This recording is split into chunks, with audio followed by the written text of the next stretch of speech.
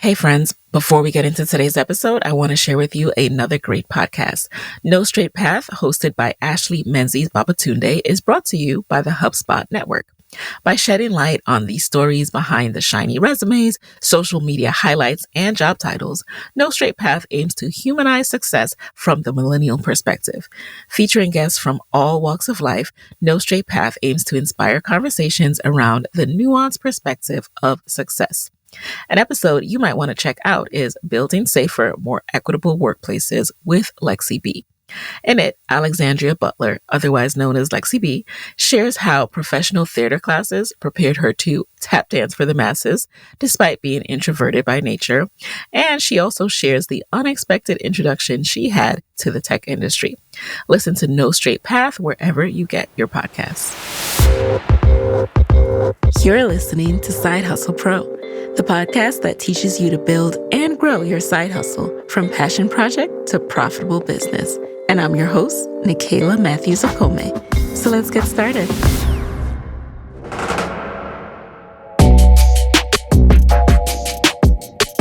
Hey friends, hey, now let's get into the episode. Today in the guest chair, we have Kiani Savoy and Sonia Smith, the founders and miracle workers behind the Merch Studio.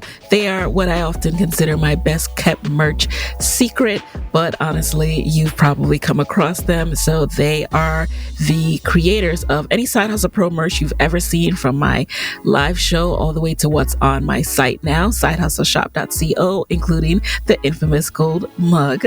And what they do over at the Merch Studio is their creative agency that help brands inspire connection by producing fresh and meaningful branded merchandise. I just love what they do, and I think that more businesses need to be more thoughtful in the creation of their branded merch. So I really hope that you enjoy this episode. Let's get right into it.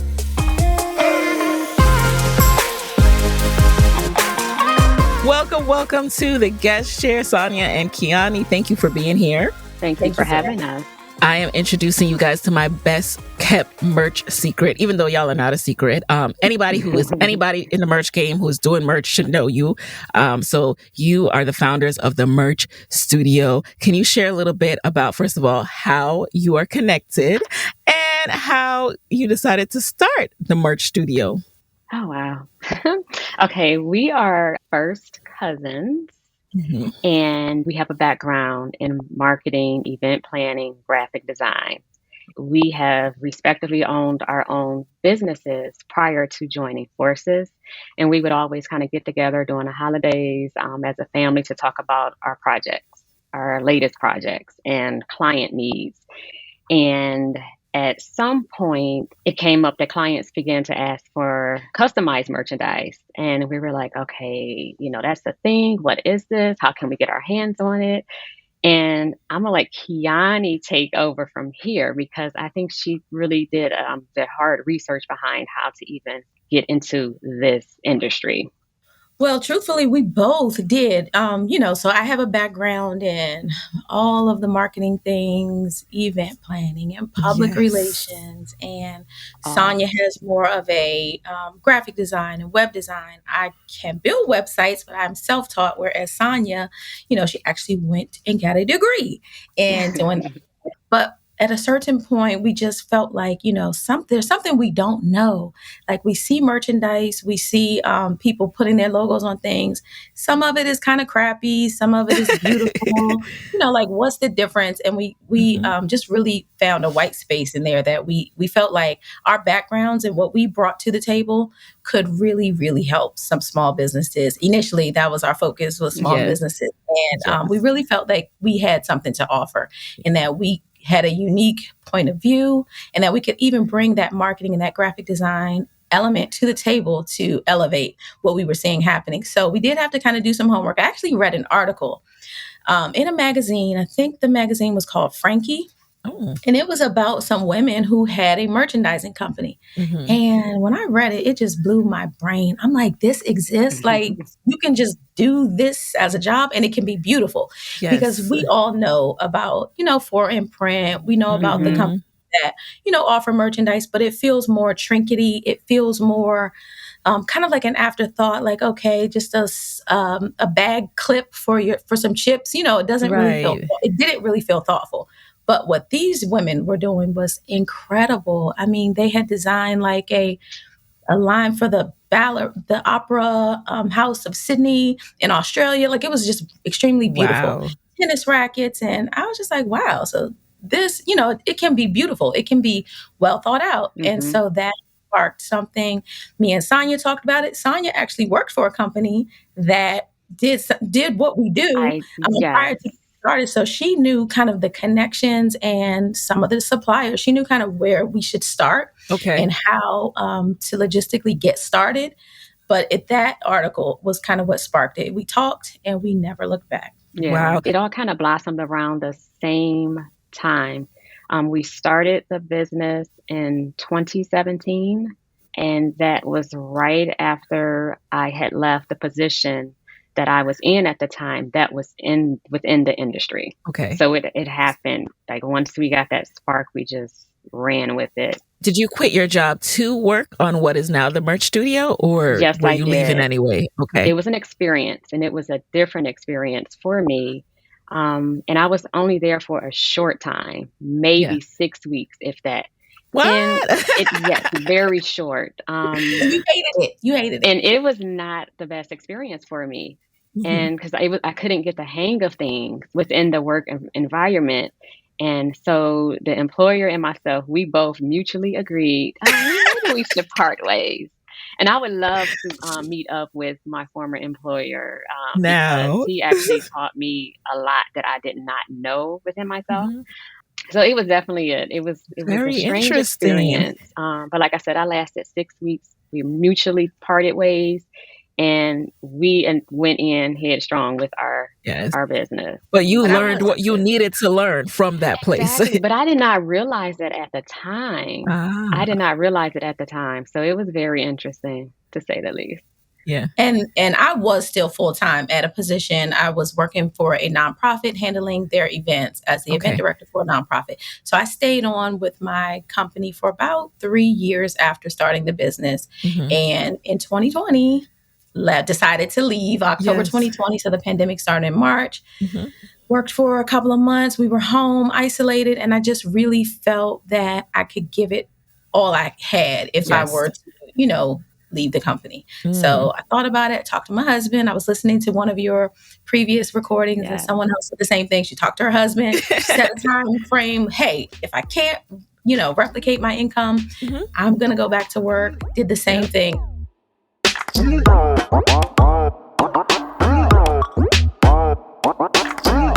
So what were your first steps to get started?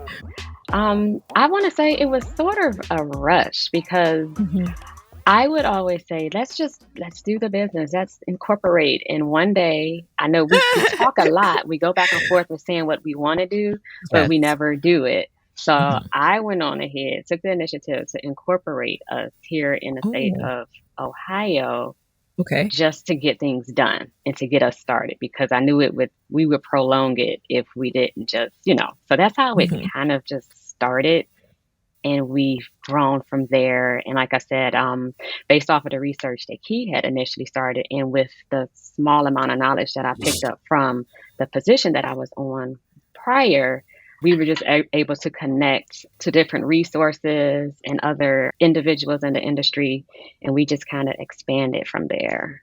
Who were your first clients, though? When you started this, you knew you wanted to work with small businesses, but how did you get those first clients? Hilarious. Because I feel like I was able to cut my teeth because I was, also working and kind of like figuring things out, made 100 million mistakes. 100 million. Our industry is so specific. It's very tedious. There are so many small details. So initially and I know that's not what you asked me, but initially you may order a notebook, and in the image, it looks like it's an 8x10 notebook, but when you get it, it's actually like a 2x3 notebook. So just like little things like that. But I say all that to say, the nonprofit that I was working for, that was like our first customer. They're still a customer to this day, but that was one of our first customers. So we were able to kind of get to understand things, produced some really huge orders, some really fun orders. I was actually in charge of purchasing. So, I just got to have fun with it and make sure that, the things that we were selecting were really different. So my former boss, she would always say, these are really good. This is cool. I never thought of this.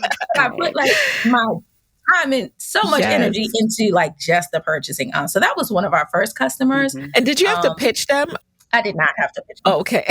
Not them. Yeah, Not see? them. Yeah. But we did have to pitch tons of others. The Mom Friends was one of our first customers. Yes. So we did have to pitch them, and they were definitely one of the milestones for us. So we had been in the business for a while. We knew we could provide them something that was going to be really unique, really fun. And I do know one of the founders. I knew one of the founders of the Mom Friends. And I pitched it to her like, hey, we have some great ideas. And actually what we did was sponsored the tote bags for the conference that we did that coming in. So we sponsored that tote bag just to show her like, okay, we know we're friends. I love those tote bags, by the way. I was like, this is it. I'm so glad. We literally called it and put us on the map. I actually have it like whenever we do presentations in the slideshow, it's like, this is the tote bag that put us on the map. And it just kind of changed the trajectory of our business in a way, gave us a different audience that we didn't have. So yes, we were working with some corporate audiences, but that kind of just gave us an entirely different audience. But so we sponsored the gift bag. We said, okay, even though we're friends, we want to show you that we can handle this. We can do some, create something really unique for you. And I appreciate that she gave us that opportunity. Yes, she did. And I would do it again. Like we love to begin with gifting. Like we love that. And it's definitely been a part of our recipe. Yes, you definitely did that for me as well. And I mean, it's such a great strategy because, and by gifting, again, Kiani's referring to sponsoring, saying, hey, we'd love to sponsor this and it's on us, like, let us do this. But then you get these reoccurring customers. And the next time the order is going to be like, 100x because you do such amazing work. But then what does that cost you from the startup angle, right? Like how much did you have to invest while you were still getting those big clients? Sonia can probably speak to like the technical number. Yeah, I would say the investment for us primarily is a lot of time that we put into getting those like sponsorships and things started and going. It's time because we have to check, double check, recheck, make certain we can meet the demands of the quantity, the quality, and that turnaround time. So I would say, as far as like a time aspect, that is the most important that we have to, give in order for those types of sponsorships to occur. And then because product is what we do, it's our currency. So for any business, you have your own currency. So like if you wanted to invest, from a podcast standpoint, I'm sure that counseling someone or consulting with them, that's like your capital. So you can control how much you put out. You can control what that resource looks like. So because that's like our capital, we're able to invest and it doesn't hurt us as much because, again, that's what we do. That's our capital. And then we've even done a collaboration and sometimes, we just kind of do collaborations. We did a collaboration. I think the collaboration may have cost like $30 for us to produce, some stickers for a coloring book or for a planner. So we add the sticker sheet to this planner and it was just like a fun, easy, simple collaboration for us to do. But of course, the founder of that company posted on social media and literally in 5 minutes, we had our biggest order ever at that time from that collaboration. So I got on the phone, hey, oh my gosh, I just heard about you from this collaboration. So literally that cost us maybe $30, maybe $50. But so that's how we look at the return on investment.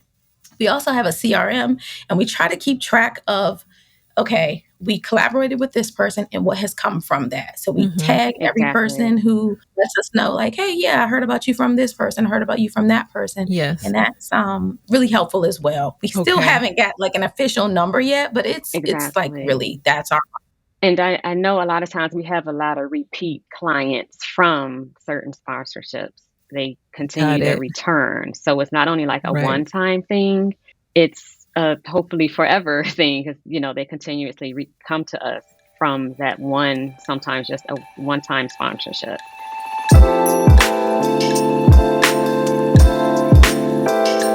I want to make sure people understand the full scope of your business. So on the one hand, you have these one-time collaborations and one-time conference sponsorships that, might come up annually. But then you also have reoccurring business with entrepreneurs like myself who you are the fulfillment for their stores. So can you explain the scope of your business, how it works, how you make money?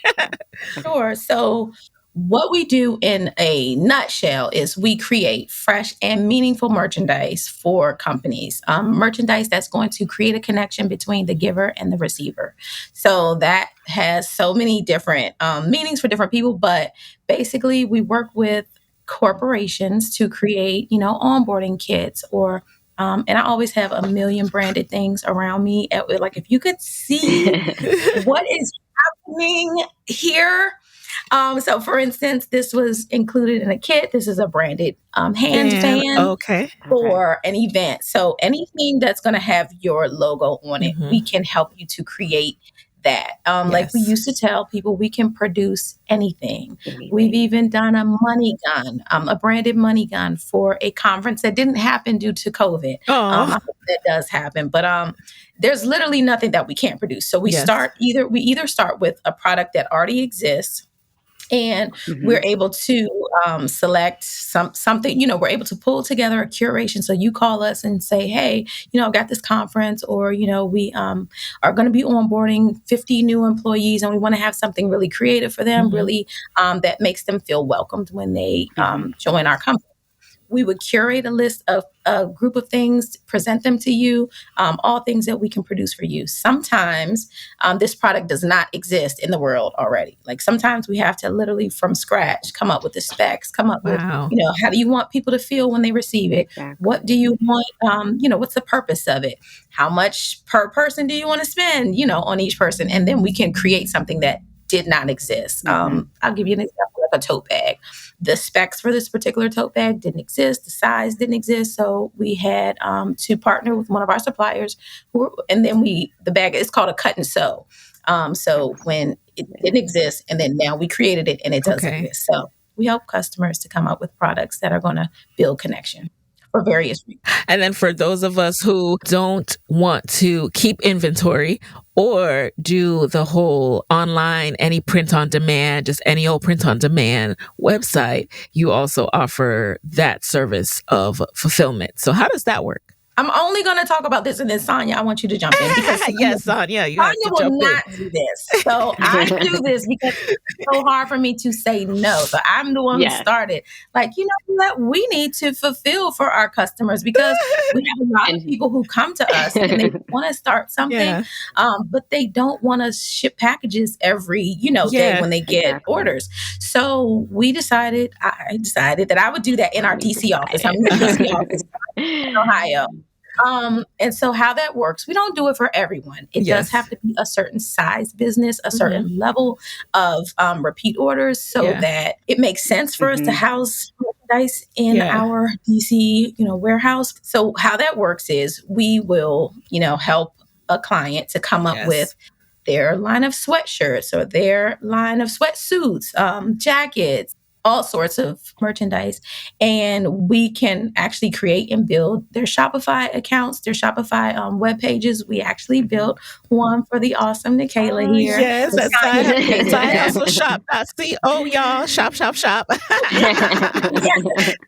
Yes. So we can help you build that. We don't have to. If you have a designer, we would love to work with your designer. But we'll provide mock-ups and provide visuals for you to include on your Shopify page. And then when those orders start rolling in, we can also handle the fulfillment of that. Like I said, we don't know everybody, but that is a service. I'm sorry for sharing that.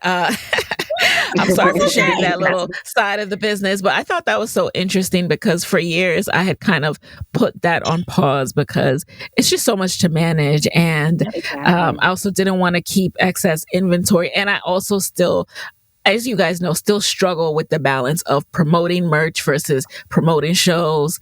And, it's because at the end of the day, everything needs energy behind it. Like you can't just have a shop like if you build it, they will come. You have to constantly be driving people to that. So, that was the first step, but I'm still learning as someone with merchant. And that's why I wanted to bring you guys on, because you are helping so many entrepreneurs to have amazing merch and to learn how to do it well. Thank you. So you mentioned, though, that when in the beginning you were seeing some of the things that were not working, the pain points that you could solve for. What were some of those areas that you noticed, especially with small businesses? I know, like for myself, as far as the merchandise goes, everything was just so, I don't know what's a good word, stale, the same, something you just want to throw away, toss aside. Nothing like he would say, like meaningful merchandise, putting thought behind the merchandise. It was just something that you toss in a closet or in your trunk or in the trash. So that's what I noticed at the very beginning. And I see it now. Everything is changing. It's more of like a retail experience almost for the merchandise prior versus like today, and throughout different industries as well. And a lot of people, they come to us for that reason, because they see and, the things that we have produced from the other events and or just from our Instagram page. This is different. This is something new and fresh. And so, yeah.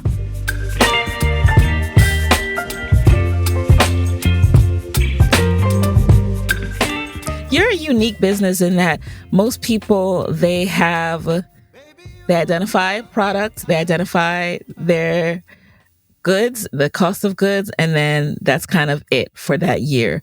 But you, because you're making customized solutions, you are constantly having to maybe reach out to new vendors or, figure out ordering times and all this different stuff. How do you manage that? Like, how do you manage working with a new client and then they want all this different stuff? You got to go figure out, manufacturing timelines, when you're going to get it in, what's realistic. It is more than an ocean. It is. There are so many moving parts, and especially because we tend to work with clients that we do almost end to end. So there may be 6 or 7 different products in one specific order, even more at certain points. So, and each of the suppliers may be different for that specific order. Each of the timelines is going to be different for each product in that order, in that one order. Each of the locations of the suppliers may be different. We are having to manage enhance dates and ship dates and make sure that we stay on top of, hey, did this ship on time or did it not? Are we going to meet our client's in hand date, which is like the most stressful part of our job? I can imagine. We love it, but it can be really stressful. And so we have to just take a step back sometime and say, it's just a product. Like, there's so many crazier things happening in the world. Like, we cannot take this home with us. It's going to be okay. You're going to figure out a solution for it. And I wanted to add to what Kiani said. On the other side of things, preparing for these orders and things, we have to keep up with trends. So we're constantly going to trainings. We're constantly attending conferences. And we're constantly meeting new partnerships and suppliers and things like that because of that. So we're constantly traveling to get that information. Yeah, I do feel like you guys are always like, oh, I'm here this week. I definitely see that. So do you have like a minimum timeline that you give clients? Like, hey, if I'm working with you and you have a conference, like we have to start X amount of months in advance. Is that just a dream? Is that just a fairy tale? It's definitely such a dream. It's such a dream. Yeah, 90 days would be excellent. But a lot of times we we have 2 or 3 weeks or 4 weeks out, and we're 4 days. Yeah. We have definitely seen it all. So the most ideal time frame would, like Sonia said, be 90 days. Like, hey, or even for yearly events, about this event today, the day it ends, like let's give you a week in between. Let's hop on a call and let's start planning for next year. But no, that's not when people get inspired, right? They get inspired 2 weeks before. even me though, I probably actually wouldn't be inspired to work on it, that early. But at the same time, we are bookmarking trends all the time and making sure that we do have something always new to show our customers. But that would be incredibly awesome, but it doesn't happen. Okay. Well, Sonia, thank you so much. We're going to continue on. Me and Kiani, thank you for being here.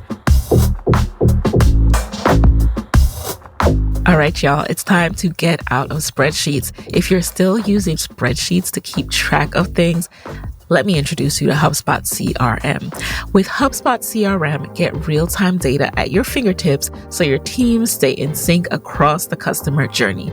Track your contacts and your customers, send personalized emails in bulk, and get the context you need to create amazing experiences for your teams and your customers at scale, all from one powerful platform. It's why more than 150,000 companies already use HubSpot CRM to run their business better. Plus, HubSpot's user-friendly interface sets you up for success from day one, so you can spend less time managing software and more time on what matters, your customers. There's no better time to get organized. Get started for free at HubSpot.com today.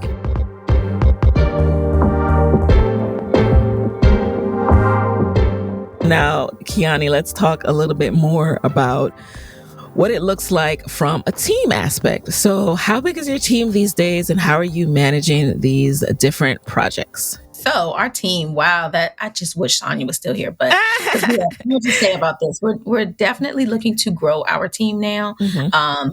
Being I'll say second, maybe third, actually, generation business owner. But the first, my dad actually is a business owner and has had staff. Yeah. But I guess hiring staff is so very scary for me. Oh, yes. I can relate. Something I've never done. I'm not, I don't really look at myself as a leader per se. So that's definitely something that we are working on and will do in 2023. Yeah. And we certainly work with other team members, but they're not full-time staff. So it's just me, myself, and Sonia. We have 2 graphic designers that we work with on a freelance basis. And we bring in staff, for instance, for projects that we have to kit and fulfill, maybe, 1,000 boxes, and we'll bring in staff to make sure that we can execute that. But outside of that, it's just myself and Sonia. We do have a third partner, but she's just not active at this moment. Got it. Business. And when you say you bring in staff, like, where do you find that staff from? Can that be a starting point for hiring? That's funny you said that. So typically it's family, friends and family that we start with, just because of the nature of the business. So it's not really like a really thought out effort to do that. We do have some people in mind that, we think could maybe be part-time initially. But I think we'll probably go a different direction when we actually begin to hire. We'll likely hire in sales. And we actually do have a finance person that we freelance with, that we contract with. So we did have to bring on an accountant and a bookkeeper. But they're, again, they're contract based. So we will likely bring on someone in finance, customer service / production. So instead of us making all the phone calls, hey, did this ship on time? We'll have someone else kind of in that role to make sure that production stays on schedule. And those are the places that we're looking to bring on some staff in the next. It was supposed to be the first quarter. So I would say by second quarter. You have a warehouse, right? Did you always have one from the beginning? And if not, at what point did you decide to open up that warehouse? So I actually don't have a warehouse. I just say that. No, fun facts. I've been fooled. Yes, you have. I don't care. Yes. We do have space, dedicated to. So I've got 3 spaces within my home that are fully merchandise at this point. So we are actually in the market for a warehouse space. And again, just one of those scary transitions that's like, okay, going from I don't have that overhead to we do currently have that overhead is, it's a little interesting, but we're actually in the process. I've all this week been looking at warehouse space. So currently, depending on the project, again, if I need a larger space, we'll make sure that we have access to a larger space that we can kit and fulfill things. Oftentimes, I don't have to have the merchandise like in my presence, and it's being produced somewhere else. Yes. But there are times when I do need to have it, physically in my space. Right. And I'm sure that's been helpful with keeping costs down, right? So that I can understand how that would be scary. I mean, I completely relate to that space of that transition point, and you get to those transition points, and no matter who you are, those transition points are intimidating. When you're used to doing something a certain way, it's been working, it's easier, you got it, you know how to do it like the back of your hand, and then this transition is going to come with change, and it is a little bit daunting at first. But I believe you, I mean, you guys are running a bigger operation than you think. And you are behind what you should be doing as far as a warehouse, for sure. Like, I would have thought you had a whole building by now.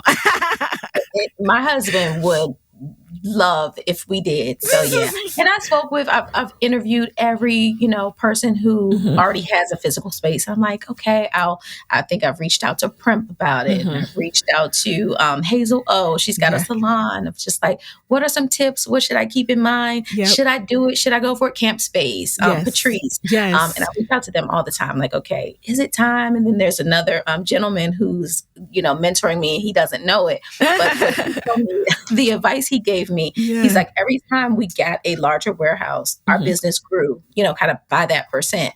So he's like, don't be intimidated. Don't be scared. You're doing what you're doing now, and you're going to end up doing more because you have more capacity. More people are going to see your space and things like that. So I'm excited, but it's just, it's just a little daunting. Yes. What you're talking about is making room for God to bless you. So like when you have this little space and, you can only accommodate so much, it's like, it's working.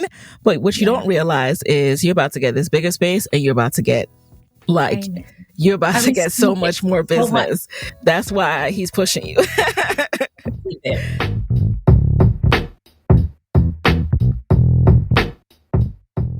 Speaking of the finances behind this change, now a lot of people lose money in their first years of the business, side hustling. What has been your experience? The funny thing is that we just brought in, our financial person. So to actually be able to speak to the numbers of like, did we lose money or did we, all I know is we did not pay ourselves for the first maybe 3 years, like at all. It was purely working. Things would come in. Now, granted, I did have a credit card that, I would just kind of use, but we did not pay ourselves. We did not, it was not a thing. Commissions, we would earn commissions, but we really didn't pay ourselves a commission, from each, project. We just did not do it. It was not justifiable at that point. And I still had a job. So, I kind of just looked at it like, okay, we're building something. I didn't know how much longer we could do that, but I would say, so we just started paying ourselves, like, period. Like every commission, if you made it, you need to get paid. Like, we're not in this just to kind of have fun. And so we actually officially started payroll 2022. And so that was like an incredible feling of like, wow, I'm actually on payroll. Yes. I just never even imagined. So it's pretty cool. Yeah, that's a major milestone. Congrats. How do you approach marketing your business?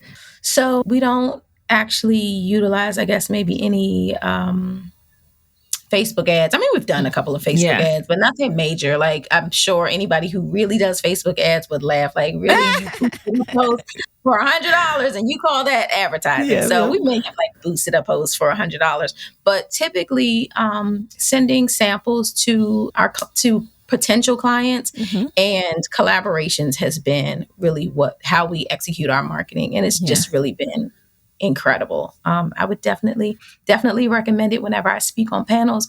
I talk about gift marketing, and it's just been a huge door opener for us to actually give the products that we sell to people. We take our time, we customize them, we come up with fun little, campaigns for potential clients. We did a box for an influencer at one point. So the box had like her picture on it and a ton of products. Like, we literally will study their social media for like some gifts I've had for at least a year.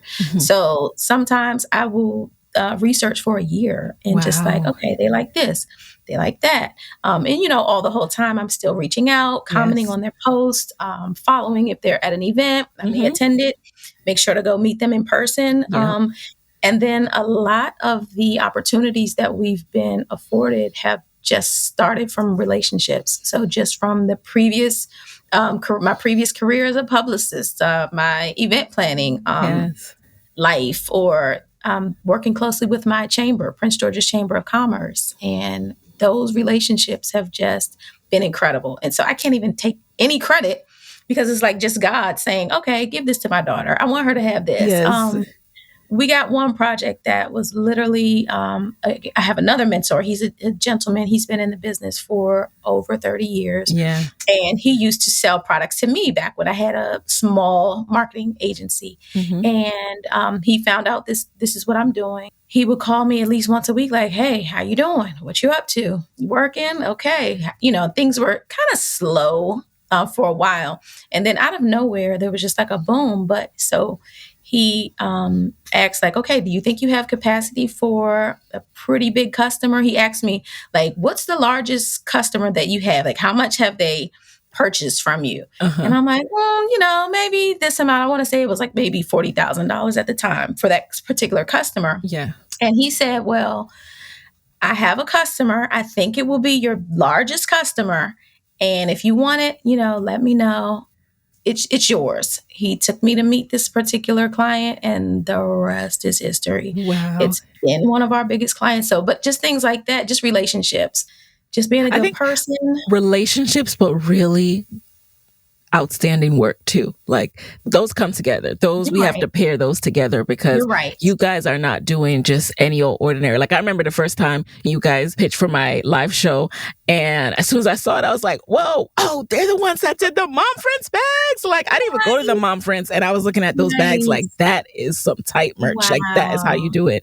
So it is so nice to see that, you can have, you can work with a Black-owned business to do something like that. And I was very excited to see that. So just want to call that out. Like, so it's your relationships with it. What you do is amazing.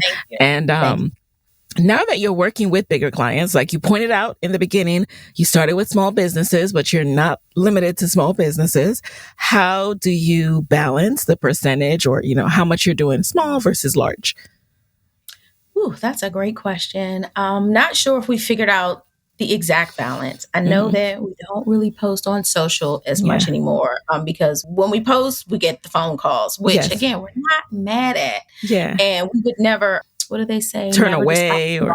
Right. We don't turn away anyone. But at the same time, you have standards and qualifications that people need to meet. Certain qualifications. And we've just slowly been changing, our messaging, changing our positioning so that we're attracting what we want. If you call us, we'll still work with you. And of course, but definitely just not posting as much. So that kind of slows things down a little bit. Right. And just being more intentional about who we know our customer needs to be, and just making sure that we're being fair to our family, because it takes the same amount of work to work on a small order of, 100 pens as it does to work on a really huge order. And sometimes it takes more work because a smaller business is going to be looking at every detail, every color, every indecisive, guilty. Yes. But it's okay. It's okay. But sometimes it's even harder. So it's like, it's the same amount of work. By doing things that I know are fruitful for us and that are going to pay the bills. So that's just being a little bit more intentional about the spaces that we. I hear that. And it also is, sometimes when you reach out to businesses and you aren't yet meeting their qualifications as a partner, it inspires you to work harder to get there. You hear that from guests who wanted to get into Target and they realize, okay, I need to get some more ducks in a row, or I want to order from this manufacturer in China or Italy and they have this minimum order quantity. I need to rise to that occasion. So it's the same thing. Don't feel bad. Okay, not everyone can work with you. Not everyone can work with you anymore. And that's just a good product of scaling and being good at what you do.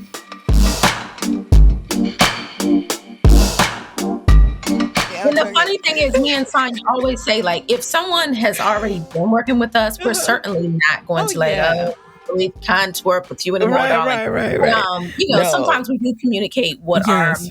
our initial spend should look like. And Yeah. sometimes You we have use to that set those language. standards. And I Yeah. completely understand. And I respect that. And again, it forces both parties to rise to the occasion. That relationship and in anything, setting expectations and boundaries is so important. So I hope everyone can take that away from this episode. You're going to need to do it in your business as well, in your side hustle as well. And don't feel bad about it.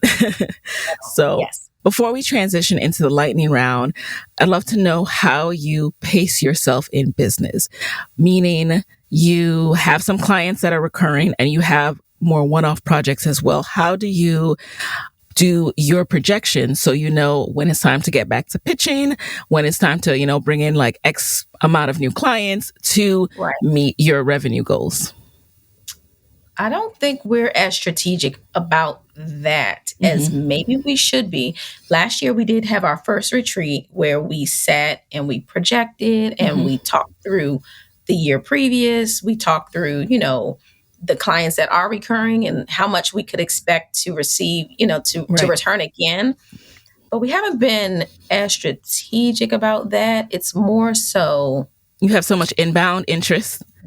There's a lot. Yeah. So it kind of almost doesn't wane. The month I will say is always very quiet is January. But for some reason, we always get like a crazy, different, weird order in January that like makes up for the fact that everyone else is quiet. And we get like this one crazy order. Sonia did 94,000 tote bags last year in January. And that just kind of set us up to say like, okay, even though everyone else is quiet, this particular order kind of carried us through that month. So we're beginning to get more strategic about like setting goals and, what we want it to be for this month and that month. But we're not as strategic as we need to be because we are just kind of always juggling. Yeah. And there's a lot going on. Right. And it's a small team, but I'm always curious about that. When a business has so much inbound interest, at what point do you have to say, okay, we probably should, even though we have, these old faithfuls and we know we're going to do this much and get this much interest, let's still kind of project it out. Let's forecast because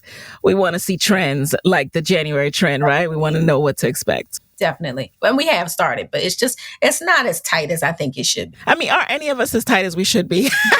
Don't let me be out here, giving the wrong impression. It's all about learning and growing, y'all. Learning and growing. Nobody's perfect.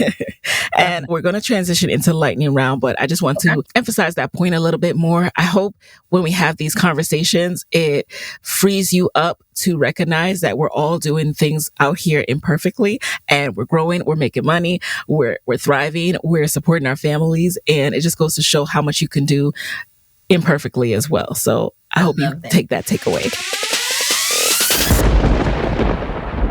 So now let's jump into the lightning round. You just answer the very first thing that comes to mind. You ready? All right. Number 1, what is a resource that has helped you in the business that you can share with the Side Hustle Pro audience? I got to give you like 3. Okay. Notes in my phone. Like I have so many notes in my phone. Voice command is another one. I use my voice command like a pro. My husband jokes and makes fun of me all the time because really properly. And then just lists in general. Wait, which voice commands on your phone? Yeah, just the where you can speak to text or Okay. email. And then because of my long nails, it's easier to do it that way. Okay. Yeah, I need to utilize that in Google Docs, but need to do it on the phone more. I love that. Okay, so number 2, who is a non-celebrity Black woman entrepreneur who you would want to just switch places with for a day and why? I would say maybe Nicole Ellison. She's incredible. She's in construction. She's a woman-owned, Black-owned business owner, and she's just incredible. She's done a lot. She's from the Washington, D.C. area, and I just really respect her. So I would say I learn a new name every time I ask this, so I'm like, okay, gotta write that down, research. Number 3, what is a non-negotiable part of your day? Coffee. Yeah. And Proverbs. I listen to Proverbs every day. So whatever day it is, I listen to that Proverbs. So if it's Proverbs 1, I listen to Proverbs 1, the chapter. Oh, I like that. I might have to steal that. It's awesome. It's awesome. And you always get a new nugget each time. So that's... Love that. Number 4, what's a personal habit that has significantly helped you in business? I would have to say gifting and Mm. just having great relationships and also note taking, listing, having lists, having a to-do list, knowing because do have ADD. I'm Mhm. sure of it. I have not been diagnosed, but I Yeah. know it. And so just having a really tight list of like, this is what you need to do today. Because Okay. oftentimes I'll kind of forget, like, what am I supposed to be doing if I don't have that list? But when I have that list, it just Smooth sailing. executes. Got it. Yes. And then finally, what is your parting advice for fellow Black women entrepreneurs who want to start their business, be their own boss, but are worried about losing that steady paycheck? I would say two things. One is I've owned many businesses. I'm a serial entrepreneur. This is definitely my sweet spot, and Yep. I feel so comfortable in this space.